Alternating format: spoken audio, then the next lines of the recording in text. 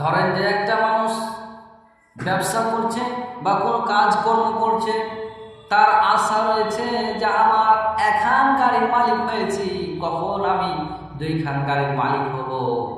1 লাখ টাকার মালিক হয়েছি, কখন আমি 10 লাখ টাকার মালিক হব। 5 বিঘা জমির মালিক হয়েছি, কখন আমি 100 বিঘার জমির মালিক হব।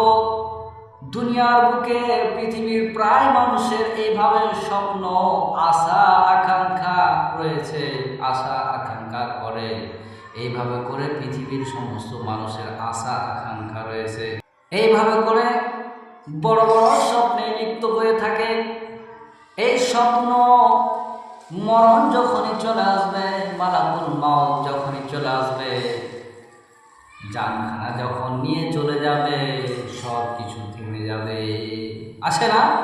সব কিছু থেমে যাবে, কাজকর্ম সব কিছু